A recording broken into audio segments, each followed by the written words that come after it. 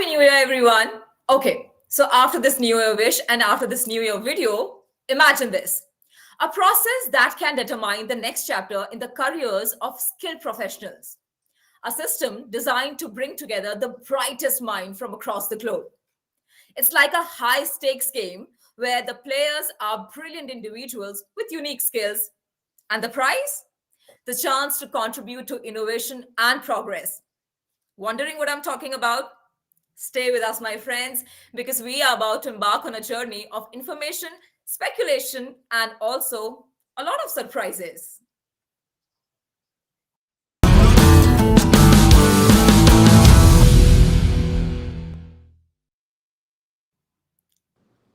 Welcome to the Immigration and Jobs Talk Show. I'm Rajni Bharara, your host, and in this episode, we are shining a spotlight on H-1B pre-cap registration, a crucial step in the journey for those seeking to work in the United States. But this isn't just about filling out forms. It's about the aspirations of countless individuals and the impact they can make on the world. So, whether you are an aspiring professional or an employer navigating the complexities of immigration, or just someone fascinated by the intricacies of global talent mobility, this episode particularly, is tailor made for you. Get ready for an insightful exploration into the world of H-1B pre-cap registration and many professional tips by a renowned guest, immigration attorney Prashanthi Reddy, from the law offices of Prashanthi Reddy. Welcome back, Attorney Prashanthi. Hoping you had a great New Year. I did. Thanks, Rajni. Thank you so much. And everyone, please note that this session is being streamed live on YouTube, LinkedIn, and Facebook. And the handle is Immigration Talk Show. Don't forget to subscribe to us. And if you have any question to the attorney, wherever you are watching it from, please comment with your question. We will be glad to answer your question. All right. So let's get started. So Attorney Prashanthi, before I ask you my very first question, which has already been popped on the screen, before I ask you this question, I would like to know from you, so what can the immigrants expect from 2024? Because it's a new year, people really have their hopes high. So what would you like to tell them? Before I start, I just want to make sure that you can hear me because I'm having some issues hearing you. It could be the internet, or I don't know if it's on my side or your side. So I just want to make sure you can hear me. Yeah, I can hear you. I can hear you fine. Okay. So I think it might be you're breaking up in between. So I just want to make sure we have clear internet so that I can hear you. I can understand your questions and stuff. Okay, good. Mm-hmm. So so what the question is, basically you're asking me what to expect with reference to H-1B registration for next year. And well, we don't know. Okay. I don't have a Pandora's box to kind of guess what will happen next year, but based on what information we're hearing, we're hoping that the H-1B registration season will be, or the H-1B season will be less chaotic than this year. Mm-hmm. We know what happened this year. We know that there were multiple registrations done by, beneficiaries, sometimes, as high as 50, 60, multiple registrations filed by one beneficiary, Mm-hmm. which, by the way, is allowed. But the problem is that then, because of those multiple registrations, a lot of people who filed just one registration were not able to get the benefit and were not selected. And the people who got selected, they were selected multiple times and they could only file one H-1. So, we know that the cap, H-1B cap, is limited to 65,000 plus 20,000 for masters. Mm-hmm. So a lot of numbers were, they couldn't use, so they had to have, multiple picks. That was one thing that happened. The second thing that happened is companies filed multiple registrations through their sister concerns and through their partner companies for the same beneficiary twice, thrice, 4 times, 5 times, with the intent of, increasing the chances of, their employees getting selected. And as soon as they did that, USCIS sent out a stern warning that if multiple registrations by the same employer, even if it is done by a group of companies together with the intent of, increasing the chances of the beneficiary getting picked, if that is done, then, those cases will get denied. There will be criminal repercussions for those cases. So as soon as they sent out that notification, a lot of, H1s were not filed. So for that reason also, though registrations got picked, they were not filed. So that's why the USCIS had, 2 lotteries this year. And I really not sure whether all the H-1B numbers have been used up or not, even in those 2 lotteries. So that's number 2, what happened. Mm-hmm. And because of all this chaos, it's been a big mess. So right now, there has been, a preliminary regulation which is published. Mm-hmm. And as part of that preliminary regulation, there has been talk that,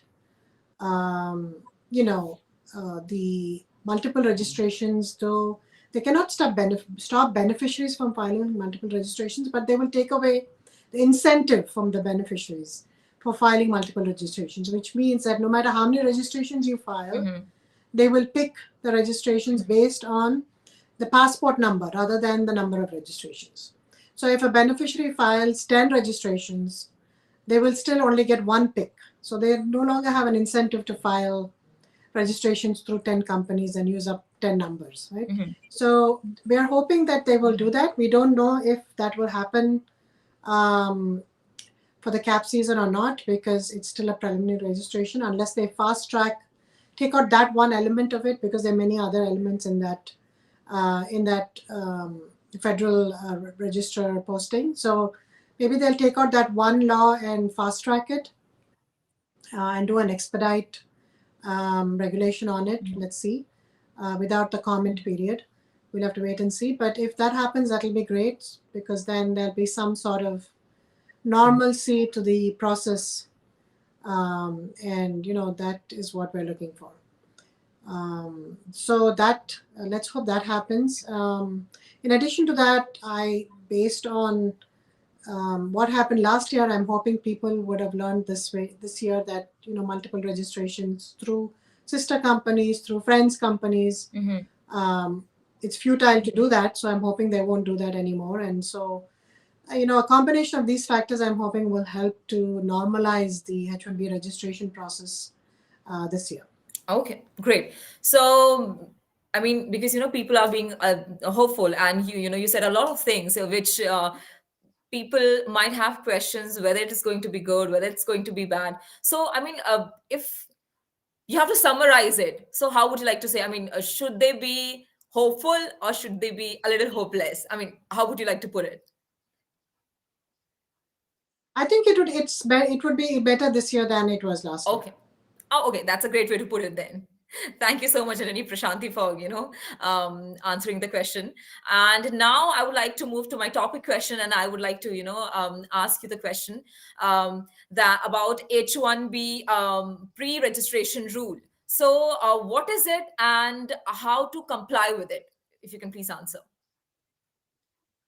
So the H-1B registration process started a few years ago, because we have H-1B numbers, which is 65 plus 20,000. That's 85,000 is the number of H1s new H1s that can be filed every year. And the demand is always more than the supply from the last many years. Mm-hmm. And so what was happening is everyone was filing H1s as soon as they could file, that is 6 months before the start date of the fiscal year. Mm-hmm. So that was basically March 1st, 6 months before. So they were filing before, at that time, hundreds of H1s. And so UPS, FedEx was getting deluged by the number of petitions being filed. Okay. And as a result of which, it was a lot of wastage, because, we were filing, people would file, if they wanted 5 employees, they would file 10 cases. They would have to file 10 cases. Because then, based on the actual petitions that were filed, they were doing the lottery. Mm. because they had to do a lottery, because as per the regulation, if they get more petitions than than they have, than 85,000, then they have to do a lottery system, and that's how they decide which petitions, because it can't be first come first serve, because all the petitions go on the first day possible. So they were getting more than 85,000 petitions on the first day itself of the opening of the cap. So they decided to do a lottery, which was fine, but they were doing a lottery based on the actual receipt of the petition. So it was a huge waste of paper, time, money, everything to prepare an entire petition, and just to be returned if it was not selected in the lottery. So what they decided to do is have a registration process for the cap. And this is what we're talking about. This is the registration process for the cap. And they've simplified it. So now you can go online, pay $10, which might increase by the way, to maybe $200 or so next year, which can also help in decreasing the number of registrations and, people not filing, baseless registrations or frivolous registrations. But anyway, coming back to the point. So this registration process is a simple process. You pay a $10 fee as of now, and you enter some basic information, into a form, a web-based form that, you go to basically myuscis.gov, which is a website that you have to go to. You sign up, you put in your email address, you create a password for yourself, and then you create a two-step, verification process, authentication process. And you select, the I am a H-1B registrant. You select that that particular selection, and then you'll see something that says start a registration. So if you are an attorney, then of course you would start a registration. But if you have an attorney filing petitions for you, then you would just say received a passport from your attorney. So that attorney will start the registration, prepare the registration for you, and then you will you will go to that step 8, which says, receive a passport. You'll enter the passport, review and accept the G28, accept the H-1B registration, click, sign, and then finish and send. So it's a 13-step process if you're doing it on your own. And if you're doing it through an attorney, then you would, start from step 8, and the attorney would, prepare the rest of the documentation for you. You would just review and register. So that is, and this basic information needed with reference to if you're doing it yourself, that is, such as you'd have to enter the H-1B applicant's name, the first name, middle name, and the last name, the gender. You'd have to, if the applicant is eligible for a master's quota, I said there were 2 different quotas. One is the bachelor's quota, and the other is the master's quota. So if the beneficiary has a U.S. master's degree from a public organization or a not.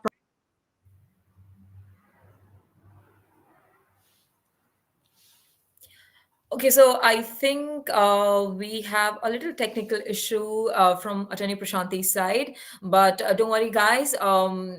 She is here to answer your question, and she'll be back soon, I feel. And but we also will be back with our more questions, and we'll be back with the answer to the question that what is H-1B pre-registration rule and how to comply with it. But before she comes back, I would like to take a short break. So you stay tuned and don't go anywhere, and get ready with your question. Keep them commenting.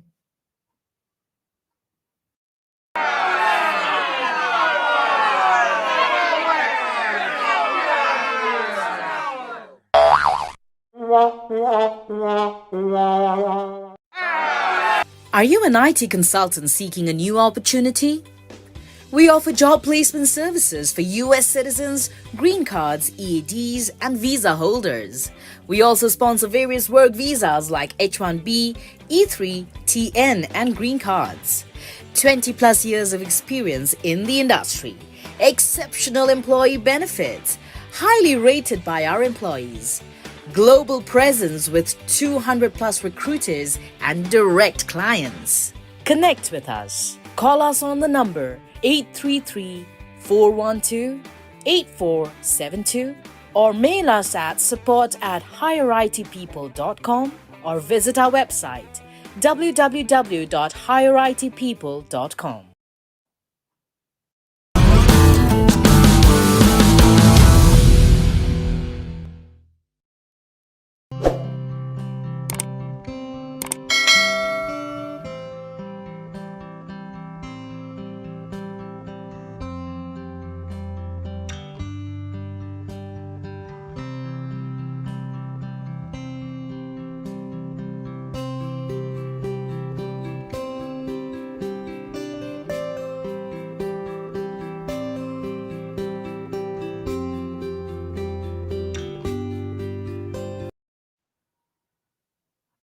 Are you an IT consultant seeking a new opportunity?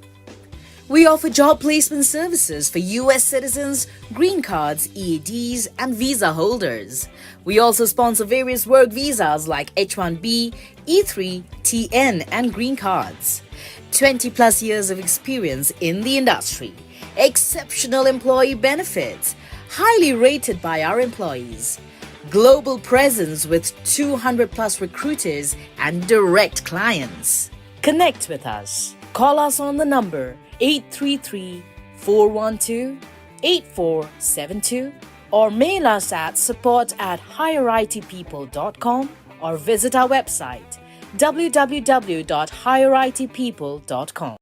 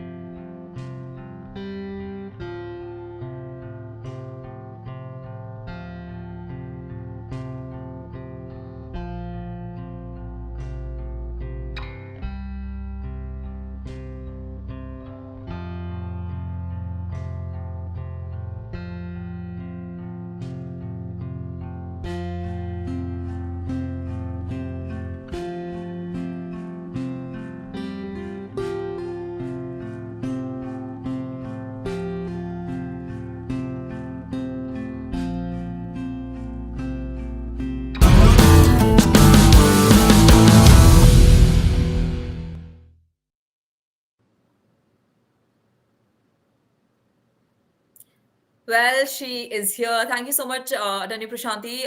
We were waiting for you, and now I was you here were. actually, but I was here, but you couldn't see me for some reason. I don't know why. So anyway, Oh, we have okay, to figure okay. it out. These technical issues, they are bound to Yeah. happen. But anyways, So coming back to just yeah, yeah. Rajni, can I continue? So just going back Yes. to the information that we need to put in for the H-1B registration. So as I was saying, the name of the applicant, gender, select whether it's whether the person has a US master's or not, the date of birth, the country of birth, country of citizenship, passport number. Now, passport number, earlier it was optional, but I think if they're going to select based on the passport number, then they might make that compulsory. So you have to make sure that whoever you're filing the registration for, that you have a copy of their passport and it's a valid passport.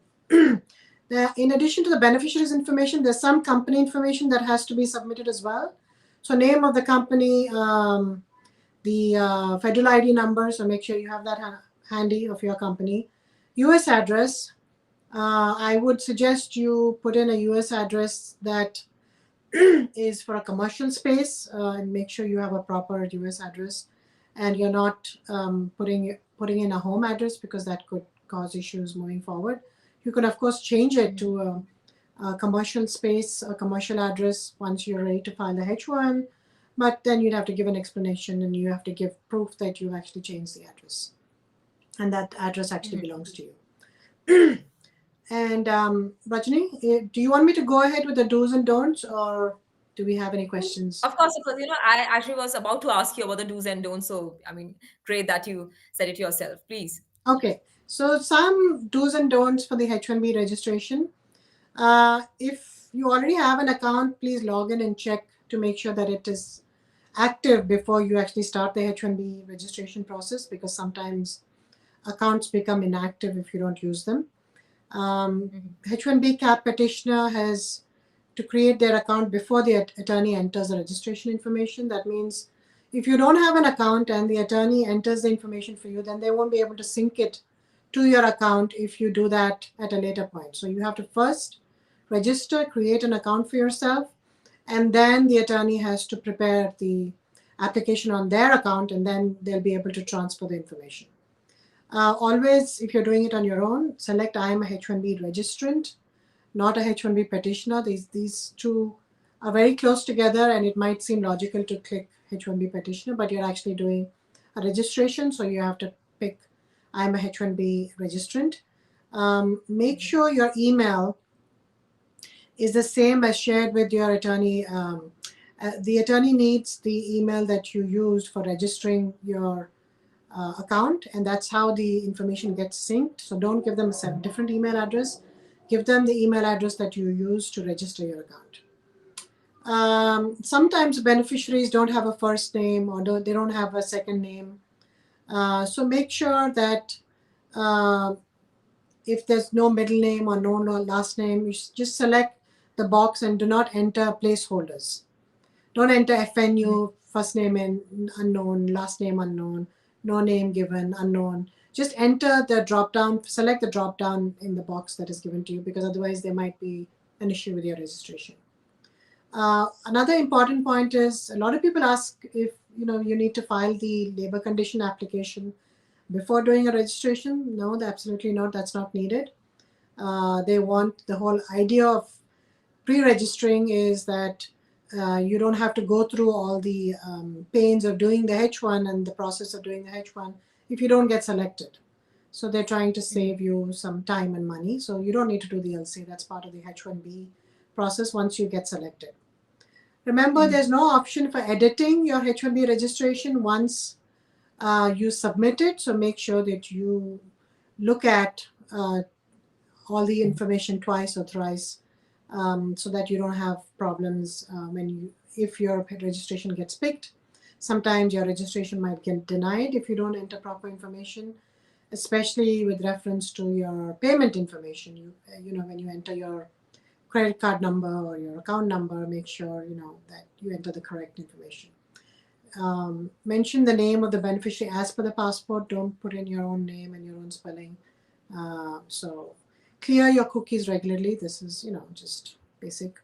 And also with reference to payment, I wanted to mention another thing, that make sure you check with your bank. If you're doing a lot of registrations, maybe the bank will not know the source sometimes of the payments and might reject the payments. So talk to your bank beforehand to make sure that they don't reject payments. Same with your credit card company, because if, for example, if you do the registration and then USCIS sometimes will notify you of the rejection only after the registration period is over, and then you'll be stuck with not being able to file any petitions this year, because USCIS does not immediately notify you if the payment doesn't go through.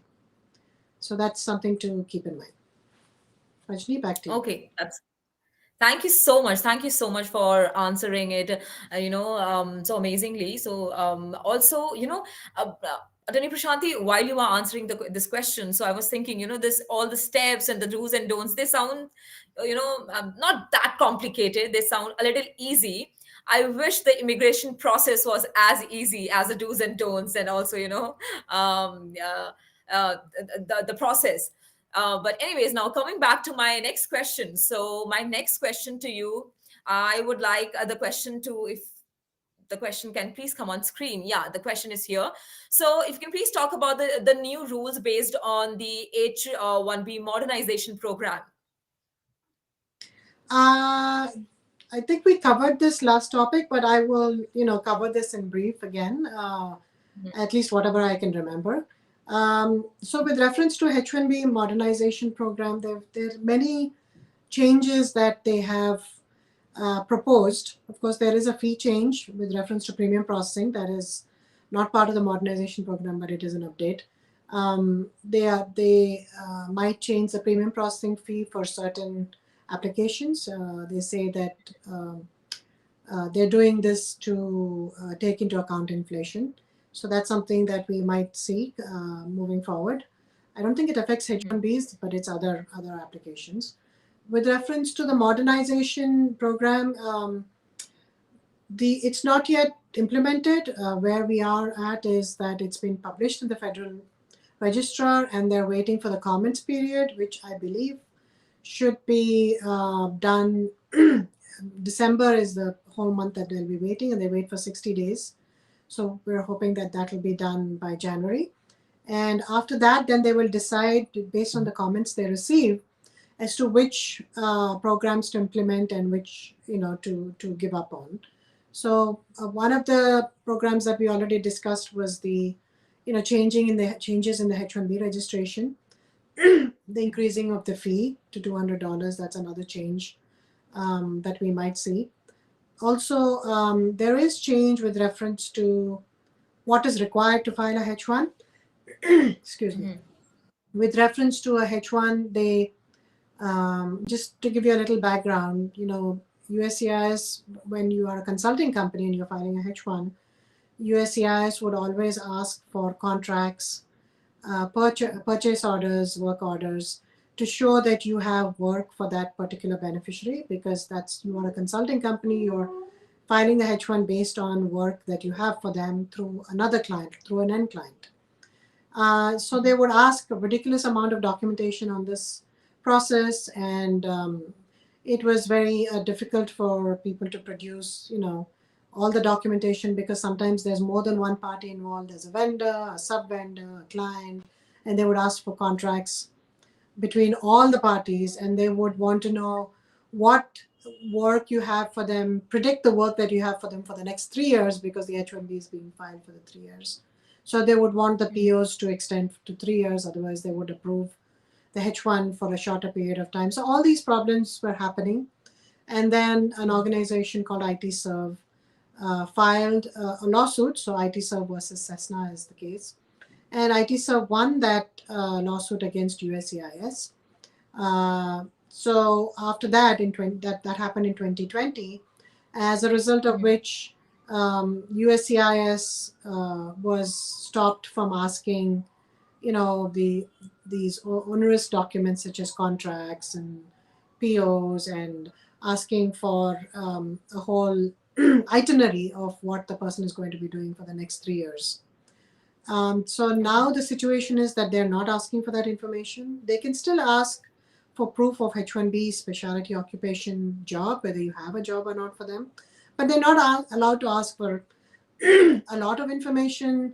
They're not allowed to ask for the itinerary, etc., etc. So with this regulation, they are trying to bring in some of that they have lost because of that lawsuit. So they're trying to make it into a regulation whereby they can again ask for contracts and POs in some instances. So that's one of a major change that they put in the as one of the major regulations that they've put in, proposed regulation, that they can ask for these documentations to show that there is sufficient work available for the beneficiary. The other thing that they've said is that they will not ask for an itinerary. So they're doing away with that. That's great news. They've also said that in some specialty occupation cases, so in order to file a H-1, you have to prove that the job is a specialty occupation, which means that it requires a bachelor's in a specific field. So they are trying to redefine what is a specialty occupation. And in some instances, it is to the advantage. It is making it easier. In some instances, it's making it more harder. It's making it easier because they're saying that even if a bachelor's is required in several fields, it doesn't have to be one specific field, even if the requirement is bachelor's in math, physics, computer science, engineering, as long as it is specific and the fields are related, then even then you can get a H-1. In the present law, if they say if it's more than one field, or if it's vague, if it just says bachelor's in engineering, then they may not approve it as a specialty occupation. So there's some changes that they've made here. And they've also said that it doesn't always, as long as the majority of the employers require a bachelor's degree, that is sufficient. Not every employer should require a bachelor's degree for the job, for it to be a specialty occupation. That is also a change from the present scenario where they deny cases sometimes based on the fact that the Labor Department says that some employers don't require a bachelor's degree. So these are some of the changes. There are many more, but I think we should save time for some additional Now, questions. okay. Well, thank you so much for answering the question, Rani Prashanti. Yes, of course, there are going to be many more, but because we have a lot of questions to ask from you. So for now, I think the audiences will have to do with these many. So now, my next question is very interesting, and it is a question actually that a lot of the audience, the viewers, would be interested in. So if you can please talk about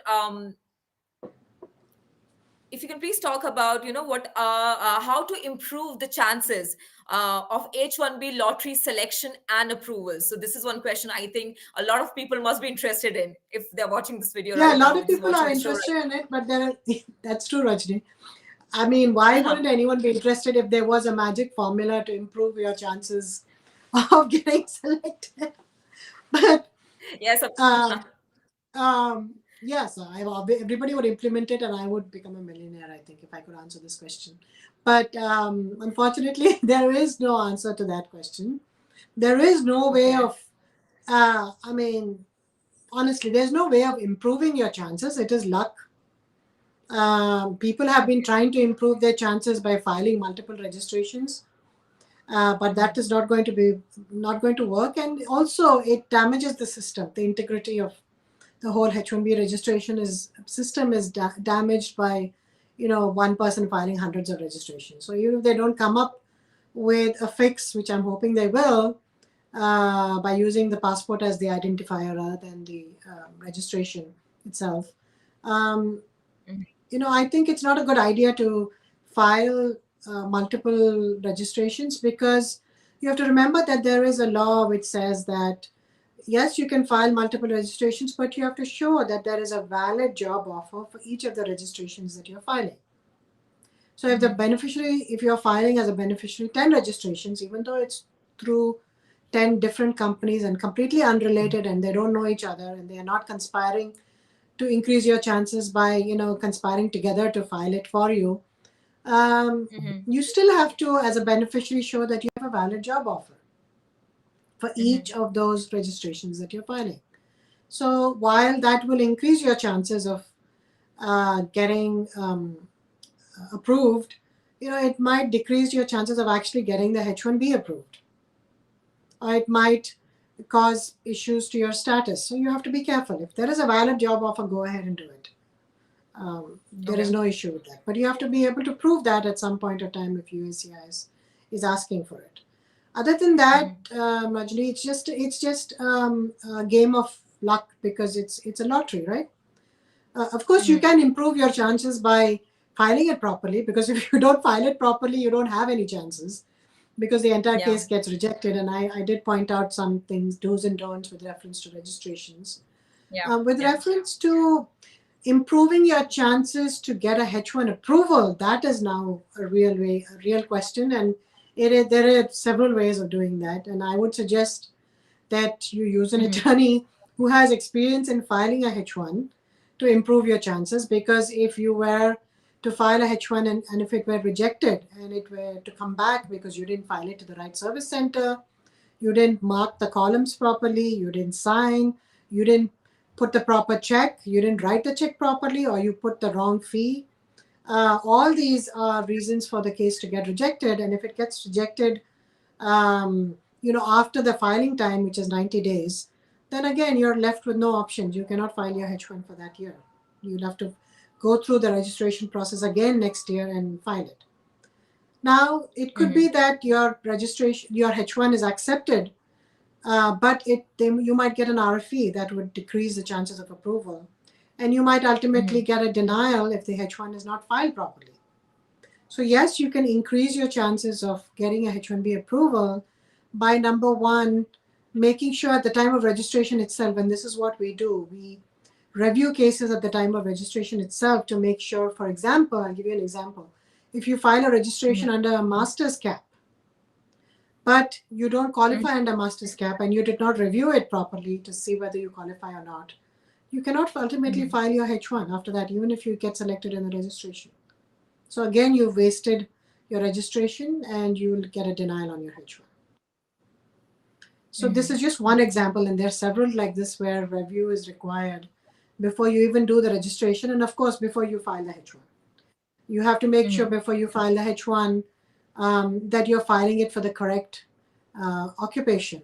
We talked about specialty occupation just now. You have to make sure that your job is a specialty occupation. Not every job is a specialty occupation. So sometimes you have a way of fixing this because, it's possible that, you as an employer are flexible with reference to the job titles used, right? So sometimes using the wrong job title could be a problem. So there are many other nuances that we can't talk about in these few minutes that we have.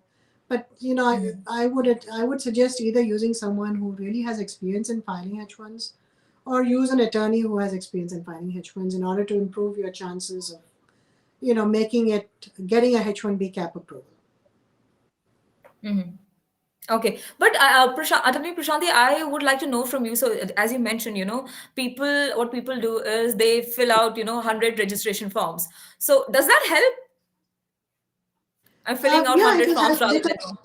Well, in the present scenario, as I said, we discussed this. In the present scenario, it might help because you get more picks at the registration, right? So you have 100 chances of getting picked rather than one. It's a lottery, right?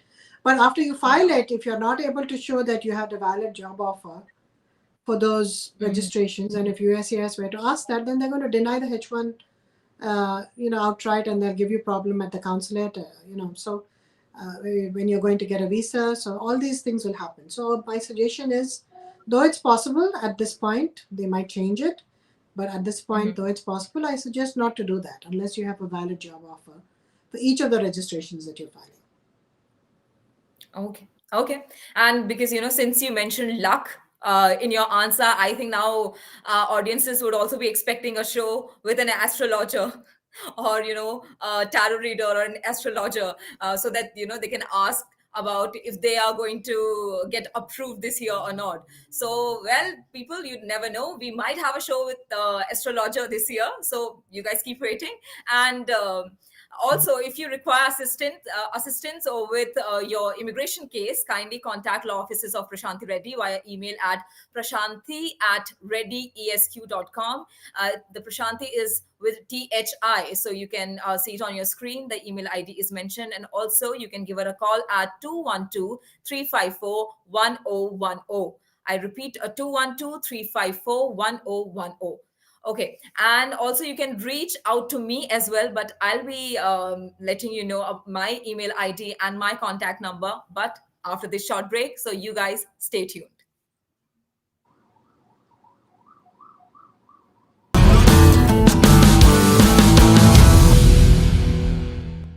Are you an IT consultant seeking a new opportunity?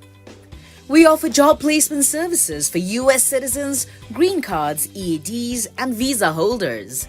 We also sponsor various work visas like H-1B, E3, TN, and green cards. 20 plus years of experience in the industry. Exceptional employee benefits.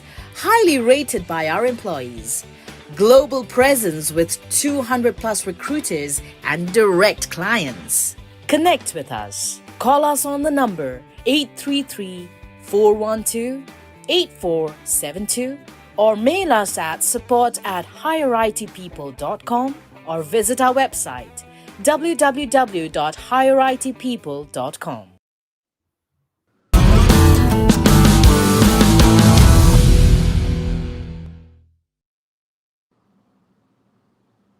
Welcome back. You're watching Immigration and Jobs Talk Show. I'm your host, Rajni Parara, and I have with me a very renowned attorney, your favorite, attorney Prashanti Reddy.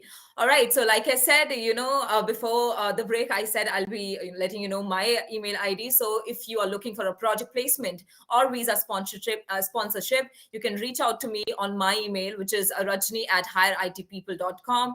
And my telephone number is 732-707-9151. I repeat, 732-707-9151.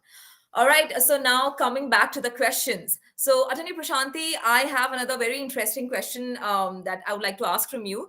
So, if we, when we talk about, employer and employee relationship, so, how to prove the employer-employee relationship, basically, if you can please answer this. Sure, sure. And Rajni, as you know, all these things are so technical, and sometimes even though people are listening to the answer, they might have further questions, and I'm happy to respond, as you had mentioned earlier, to those questions as well. So you can just contact me on my website as well. It's called readyesq.com. That's www.readyesq.com. Or you can send me an email. That's the best way of contacting me. It's my first name, Prashanti, at my last name, Reddy, esq.com. So Prashanti might be flashing on the screen at readyesq.com, PRASHANTHI at REDDYESQ.com.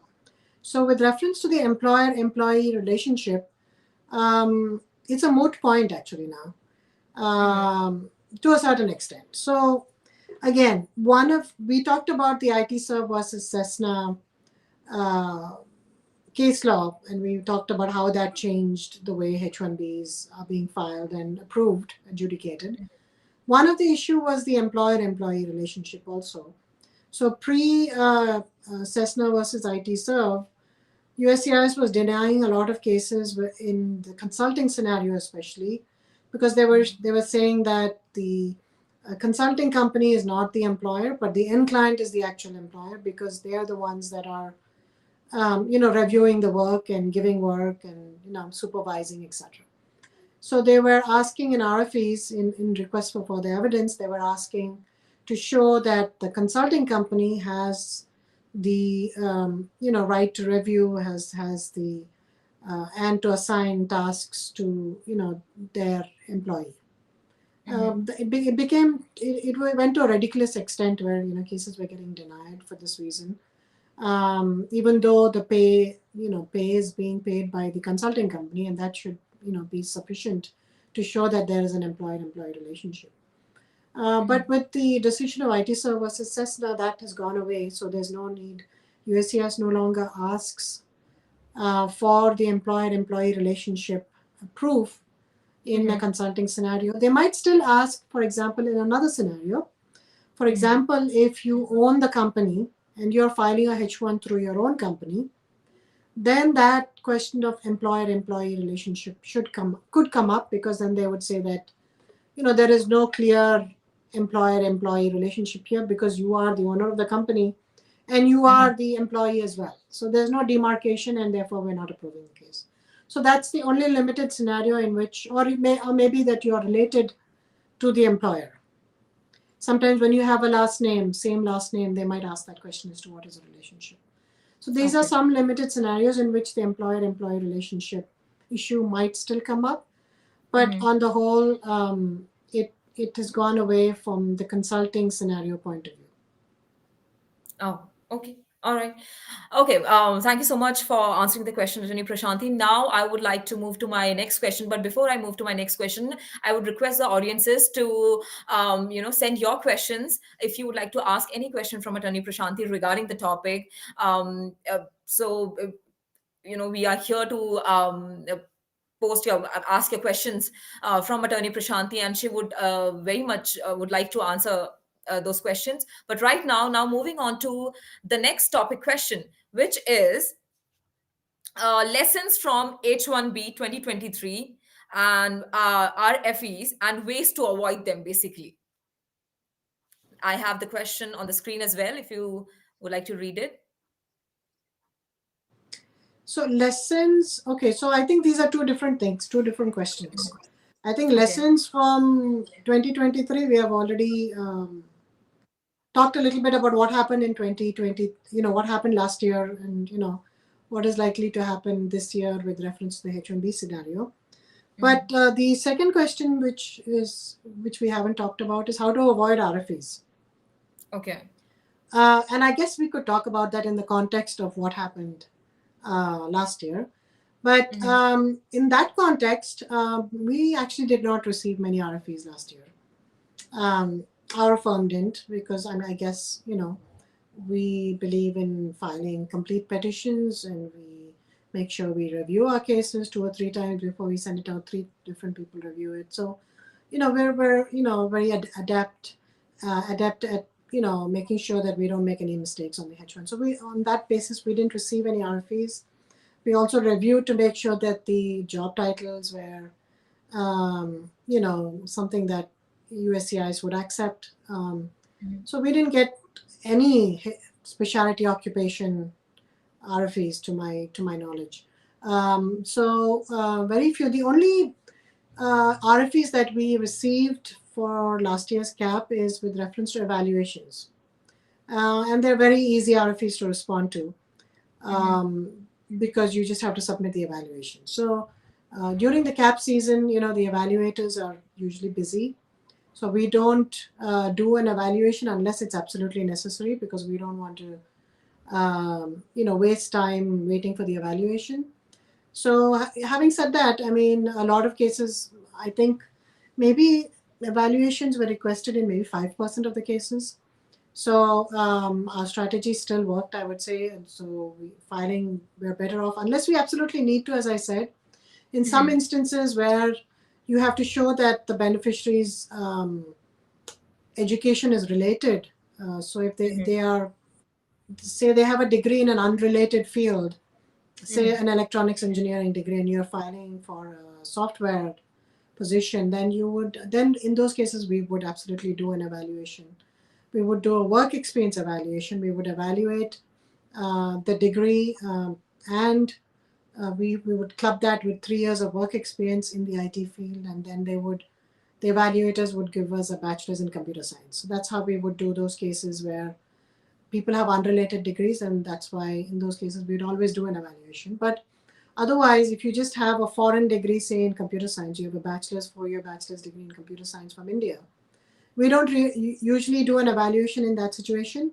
So in that situation, in about 5% of the cases, USCIS did ask for evaluation. So if you have the time, and if you can do it in advance, ahead of time, please go ahead and do those, and we will do the same. We go ahead and do evaluations.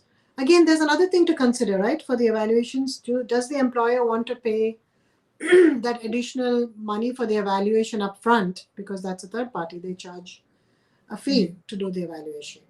Or would they rather wait for an RFE and then pay the fee when required? Again, that's another reason why I don't do it, because then I'd end up doing it on all my cases, and where only 5% of the cases get an RFE. So that's another thing to consider when you're doing your H1. As an attorney, this is my strategy. So everybody has a different strategy.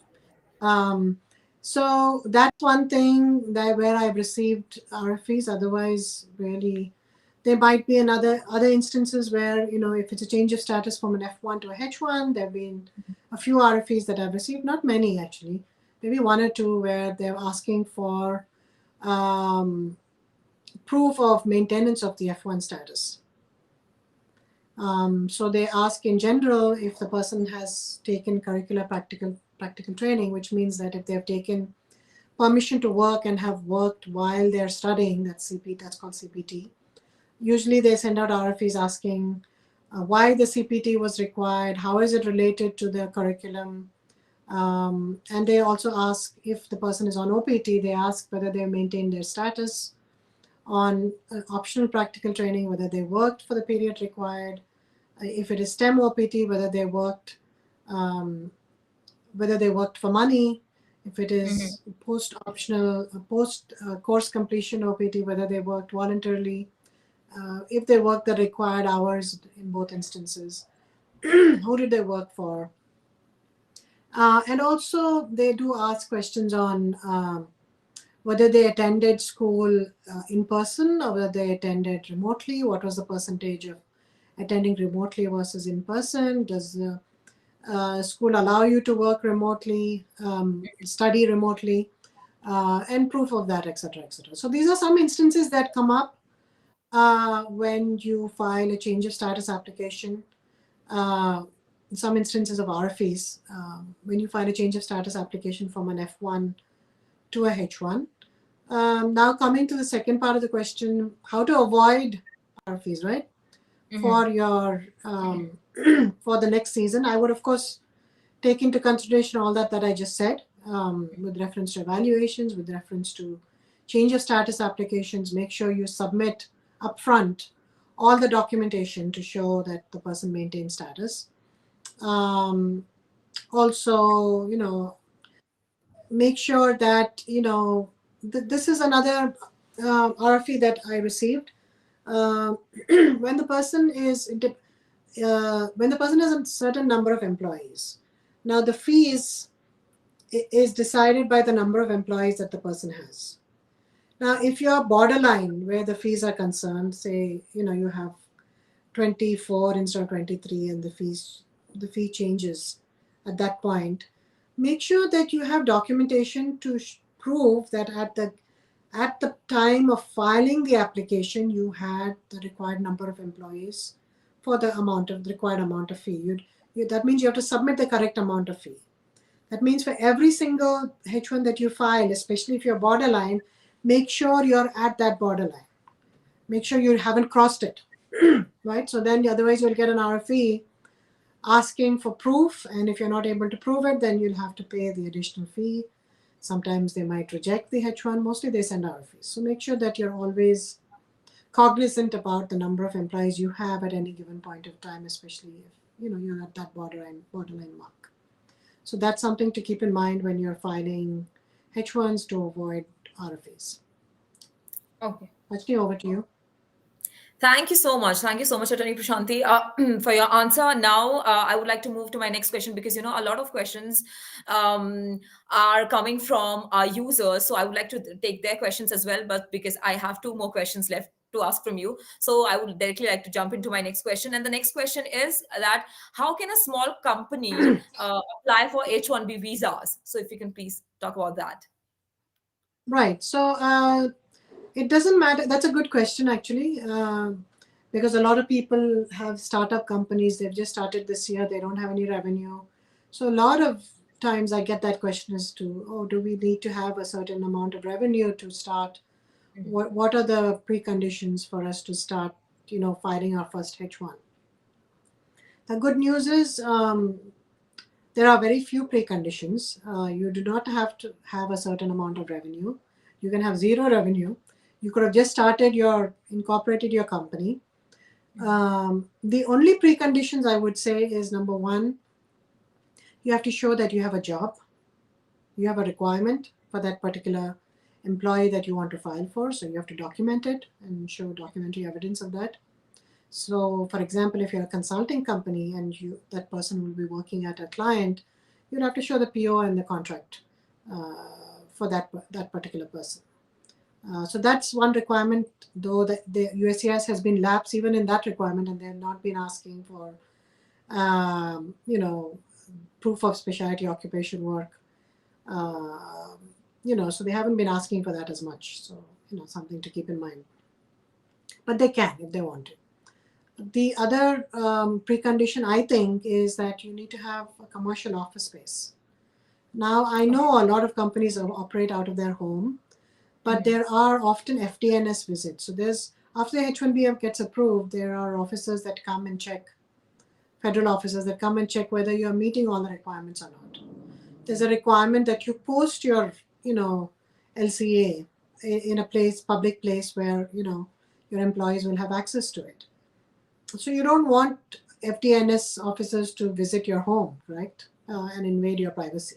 So for that, number one, that's one reason why you should have a commercial space, a separate office space for your office, so that you can, take care of all those issues.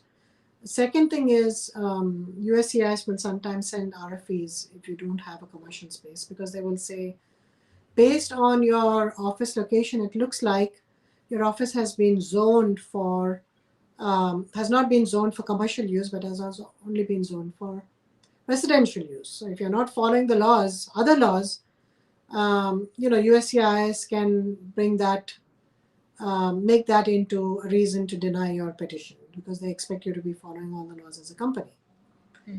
So that's another reason why I discourage people from filing H-1B petitions from their home office. But doesn't mean you can't. As long as USCIS doesn't send the RFE, you're fine. If you don't have any FDNS visits, you're fine. So a lot of people do it, but I caution them, especially if they want to do H-1Bs on a regular basis, to take an office space for these reasons. Okay. All right. Thank you for answering the question, Attorney Prashanti. And I still have one more question, which I would like to ask from you. But because I have too many questions coming from the viewers, coming Yes. from the Yeah. Actually, I suggest we go with the questions asked by the audience because we don't have much time also. Right. Yeah. So then, I have received one question from, I hope I'm taking the name right. It's Koel from Kick platform. And Koel is asking, are you from India? So Koel, no, we are from USA and our attorneys are from USA. So I hope I have answered your question. And now coming to another question, can we have another question on screen, please? Okay, so it's from YouTube and the user's name is Mangu. And Mangu wants to know, is it safe to apply H-1B through multiple employers? I think we discussed that, the pros and cons of it, right? Multiple employers, yes, you can file as long as you have a valid job offer through each employer. Go ahead and file your multiple H1s. But as I was saying, they might change the rule this year, whereby even if you file for multiple registrations, there might not be any benefit of you doing that if they select based on the passport number. Okay. Mangu, I hope Attorney Prashanti has answered your question. Now, coming to our next question, we would like to take another question from the user. So, can we have another question on screen, please? Okay, so this is from Roblox Powering Imagination. We have this user on YouTube, and he or she wants to know any increase on the H-1B visa expected. Okay, too many questions. Okay, we would like to take the first question. So, any Okay, increase on the thanks, H-1B Rajni. visa? Yeah. Yeah, it's good to take one question at a time. Yeah. Any increase on the H-1B visa as expected? No increase, unfortunately. That is a difficult thing to expect because that is a H1, that's a regulation, that's a law actually. So the law has to be changed to increase the number. In order to change the law in the US is very difficult for any immigration reform to happen because it has to be accepted by both the House and the Senate and then signed off by the President for any bill to become law. And though in the past that has been tried several times, it has not happened. They haven't received enough votes for it. And now with the divided, how things are divided between the Republican and the Democratic Party, since no one party has a complete majority, it's difficult to pass any bill unless both cooperate, and that hasn't happened recently for many of the bills. Okay. And Rajni, also immigration is a very contentious issue between the two parties, so they're not likely to see eye to eye on this issue. Oh, okay. And now I would like to see another question. So this person has asked two questions. Okay, the second question is, what are the documents required for proper approval with USCIS and visa stamp? So the two questions here. One is, how do I file a H1 successfully with the USCIS? And then the second question is, how do I get a visa from the consulate? What documents do I need for that? Two different questions. So I think we already discussed about H1B, what documents are required. Basic documents are, you have to make sure that your petition is signed by all parties. You have to make sure the fee is the correct fee based on your number of employees. You have to make sure that all the columns in the form are marked. You have to make sure that you review the degree and you review the job and make sure that it's a specialty occupation, that it requires a bachelor's in a specific field so that you don't get RFEs and then an ultimate denial. You have to make sure that the person maintains status if they're presently in the country. Otherwise, if they're not, then you don't have to worry about that. So these are some of the things that you have to make sure in order to file a H1. Those are some of the documents that you require.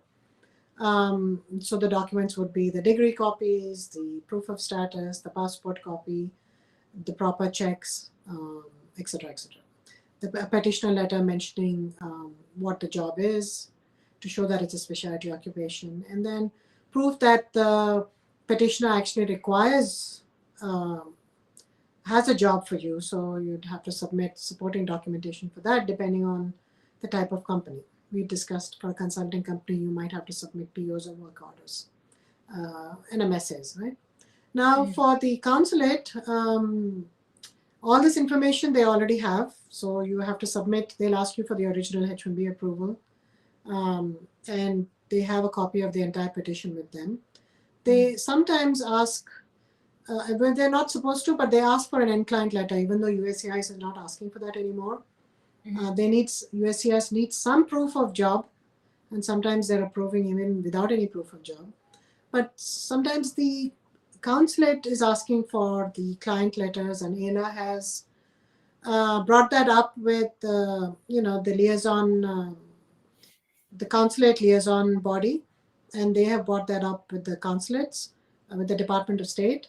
And so because they have to mirror, they have to ask the same questions that USCIS asks. So they cannot have additional requirements for a H-1 visa to be approved, which is not required by USCIS. So they've been asking that, the client letter, sometimes in the form of administrative processing, which is nothing but a request for further information. So that you can sometimes you can expect that they might ask for a client letter. Otherwise, it's the same documentation required for a H-1. That documentation they already have. You need to fill out a form. You need to make sure, in order to get a visa approval, that you're aware of what's written in your visa form. I mean, you have to fill it out, obviously. You also have to be aware of what's in your H-1B petition. So you have to get a copy of the H-1B petition in advance. You have to study it. You have to make sure there are no discrepancies. You have to go through the job description. Make sure you know about the company or employer, where they're located, what kind of business they're into. So these are the questions that the officer can ask you at the interview. What is your job? How would you manage that role? Et cetera, et cetera. Which end client would you work for, or are you working for the employer directly? So all this information they expect you to know. If you don't know it, then they're likely to deny your visa. So go prepared. There might be some additional documentation that you have to carry, such as tax returns of your company, etc. I would suggest carry that additional documentation, but don't submit it to them unless they ask for it. And it's okay to submit it in a sealed envelope, because your employer may not want you to look at the tax return. That's fine. Usually an employment letter would be required, an offer letter. So make sure you have an updated offer letter from your employer, properly stating the job duties, the job description, the salary, and all this has to be based on the petition that was submitted. All that information is in the submitted. Information was already submitted to the I-129. Make sure that's mirrored in your offer letter. If there is a discrepancy, again, you would have an issue with getting your visa. So these are, I think, some of the points that you can remember to get the H-1B approval as well as the visa at the consulate. Okay.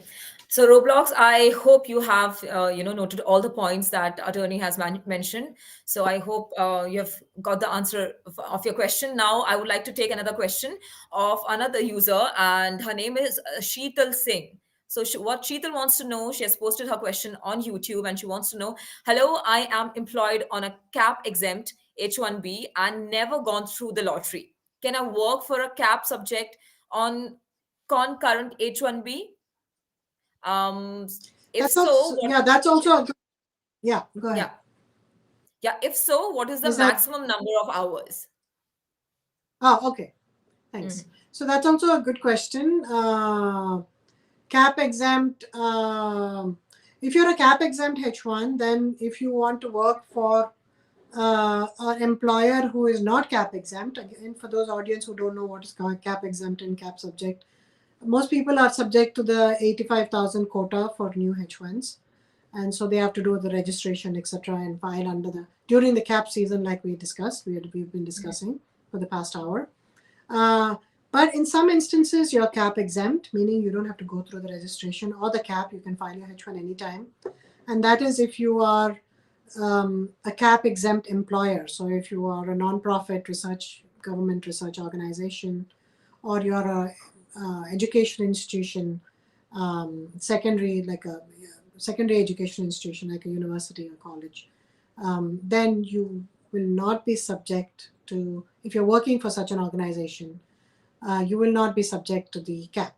So now it looks like Sheetal is working for such an organization and therefore is cap exempt. But she would like to do, if she was moving completely from a cap exempt to a cap subject, then yes, she would have to go through the cap. But she's not. She's filing an additional H1, meaning she's going to have two jobs. So the additional H1 will be a concurrent H1, which means that it will go side by side with the cap exempt H1 that she has. In that situation, you do not have to worry about the cap, even though your second employer is not cap exempt and is a regular employer.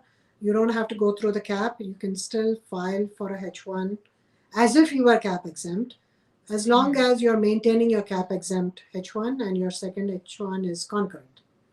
So at any given point of time, if you were to leave your cap exempt employer, then this H1, concurrent H1 that you're filing, which is actually cap subject, you will not be able to work on that H1 anymore.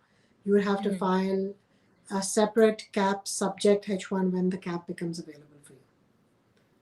And with reference to the number of hours that you can work as less as 5 hours, or you can work on weekends. So there is no minimum or maximum amount of time that you can work on a concurrent H1. It depends on the number of hours that you have available to you, in a day. So really there's no maximum or minimum. Maximum or minimum. Correct. Okay.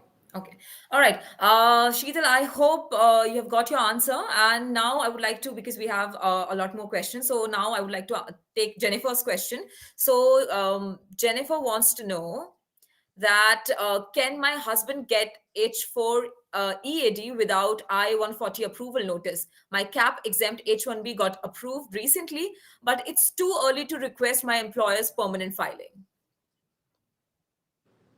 Can my husband get H4 EAD without I-140 approval notice? No. My cap exempt H1 got approved, but okay. Whatever the reason is, I understand. But no, you cannot get a H4 EAD without actually getting an I-140 approved first. So you have to wait for that. Okay. So it's a simple no, Jennifer.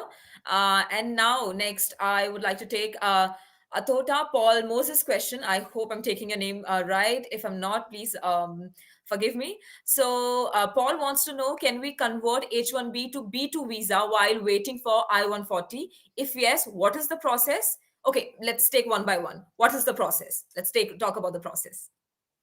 Yes, and this situation occurs when you have to file for change of status. For those who may not know, again, I like to give a little background because there are a lot of people listening, and they have to understand the question as well as the answer. Though the person asking the question will understand for sure, even if I answer very shortly. In order to, this situation occurs when you max out your H-1B 6 years. Sometimes you don't file your green card on time, and therefore you're put in a situation where you have filed it, but you're waiting for it. But in the meantime, your H1 is expiring. So you have that gap between the time that, your I-140 gets approved or labor gets approved, and you're able to use, the law, which allows you to file for an additional 1 year or 3 years based on filing of your green card. So if you if you're in this situation, if the I-140 gets approved, you're allowed to file an additional 3 years and continuously file for 3-year extensions. So there's no 6-year limit once the I-140 gets approved. But in this particular situation that he's in, the I-140 is waiting for it to get approved, and the H-1B 6-year term is getting over, so they need to remain in the country until that time, or leave and come back once the I-140 gets approved and come back on a fresh H-1. So if you don't want to, you can definitely file for a change of status from a H-1 to a B-2 or H-1 to an F-1, just as a stopgap, so that you stay in the country, and then when the I-140 gets approved, then you again file for a change of status from a B-2 back to a H-1, because now you're able to file for a H-1 beyond your 6 years. You can file for, there's no term limit anymore, right? So it's a stopgap method. But some nuances to keep in mind. For the change of status to a B-2, if you have an I-140 pending, an immigrant petition pending, then a B-2 requires that you don't have the intent to immigrate. There is a question in the I-539 form that asks you if you have an immigrant petition pending. If you say yes, which you will in this situation, they may not approve the B-2. Okay. But you may not care about that, because you're not waiting for the B-2 approval anyway. It's a stopgap. So hopefully, while the B-2 is in process, your I-140 will get approved, and then based on the pending B-2, you can again file for change of status to a H-1. So you're not waiting for the actual approval. You don't care about the actual approval.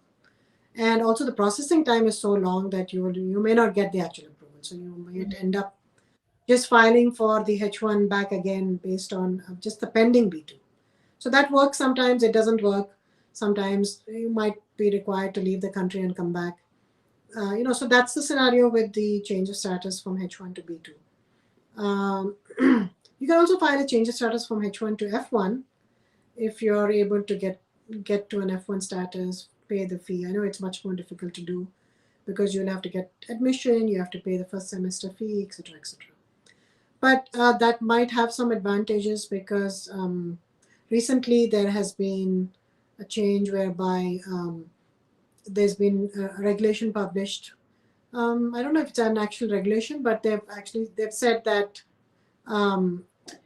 on an F-1 also there's an intent issue, but they've said that there's not so much of an issue of intent on F-1. They're willing to forgive it. Even if you file a green card while you're on F-1, you can still maintain your F-1 status. But there's no such process available for a B-2. So so the process is you file an I-539 application to change from a H-1 to a B-2. While that can take 10 to 12 months, sometimes longer. So you only ask for 6 months, because you're only allowed to ask for a B-2 for 6 months at a time. So before that 6 months is over, you need to again file for a change of status back to a H-1 if you're able to, if your I-140 gets approved by then, or you have to change to some other status. Okay. So basically here also your luck comes into play. It's not luck. These things are not luck. This is basically, you have to plan it such that you're not in such a situation. You have obviously not planned it, or you have unfortunately joined an employer who didn't want to file your green card, but you still stuck onto them. There are many issues. It's not completely luck. Sometimes, yes, it is beyond your control. I understand that, but I wouldn't say it's like a lottery system. That's true. Okay, so also, Paul also wants to know, is it possible to switch back to H-1B after I-140 approval without leaving USA? In some instances it is, depends on USCIS, if they're willing to, if you have your B-2 approved at the right time, and the B-2 processing doesn't get approved at the right time, that's a problem. But if it gets approved earlier and you have a B-2 approval and you have time left on your B-2 approval, because you only have 6 months, so it gets approved before the 6-month mark, and if everything works out while the B-2 is still valid, you can file for a change of status back to H-1. But in this instance, it might be that your B-2 is still pending, so you're filing a change of status application from a pending B-2 to a H-1, In such instances, it's called a bridge petition. And USCIS does sometimes approve these bridge petitions, but they do send RFEs sometimes asking for the B2 approval before they can approve the case. So it really depends on the officer. So they might actually approve the H1B, but without an I-94 at the bottom. In which case, then if you have a valid visa, you can leave and then come back on that same H1 visa, or you might have to go to the consulate for a visa. Okay. Okay. Thank you, Paul, for your question, and thank you, Attorney Prashanti, for answering it. And now I would like to take Naga Prashant's question. So, if we can please have Naga Prashant's question on screen. Okay. So, what Prashant wants to know is, can I file EB2 NIW when the petition for my cap exempt H1B is pending? I'm currently on F1 OPT. Yes, as I said, that new notification that they've given us, and I don't remember where it was, that if you're on an F1, you can file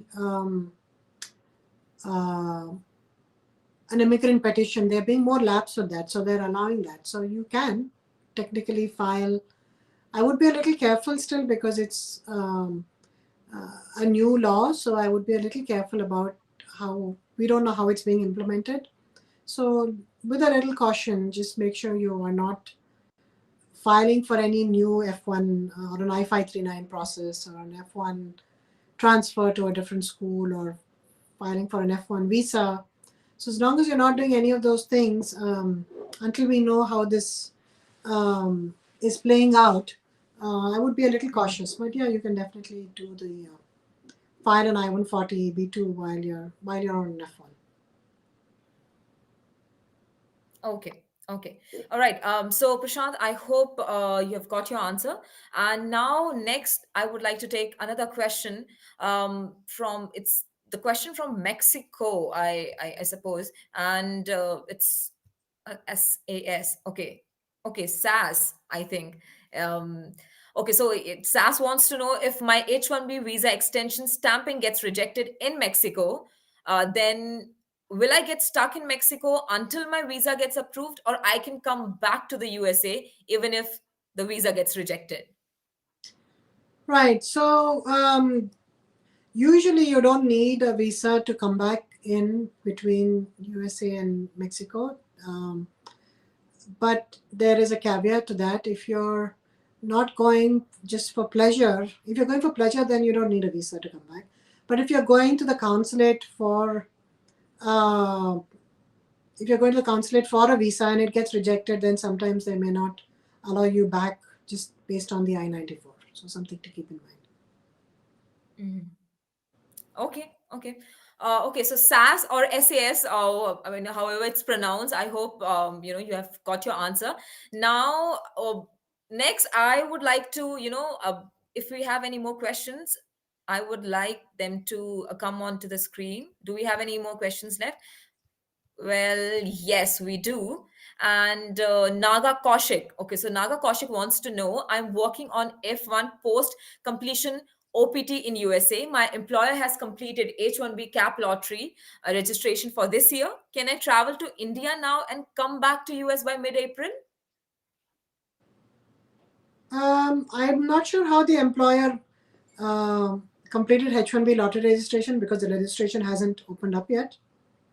So Okay. maybe you're talking about last year's cap. So if that's the case, then the H1 should have been approved by now. It doesn't make sense. Your question doesn't make sense. I think you have some wrong information from your employer because the registration is not done yet, hasn't started yet for this year. Okay. If it was for last year, by now you should have received your H1 approval, or it should be in process. If it is in process, you cannot, if it's a change of status application, you cannot leave and come back. If you do that, the change of status portion of your H1 application will get denied, and you'll get the H1 only for consular processing. Okay, okay. All right. So Okay, we have two more questions. So because we are running, we have a little less time, so we still have a lot more questions to ask. But we would like to take last two questions. So one more question that has come up is on YouTube itself. It's from JBR Prasad, and JBR says, "Hi, I'm currently on H4 visa and want to file H1B. May I know, am I eligible for H1B? I have 16 years of experience in IT, and my qualification is diploma in electronics and communication engineering." Good question, and I think you are eligible to file a H1. You should, of course, get the evaluation done because not every diploma is the same. But get the evaluation done. You need to get education and work experience evaluation done. You obviously have enough work experience in the related field. And if your diploma is accredited, wherever it's from, the evaluator will decide that. You should be able to file the H-1B.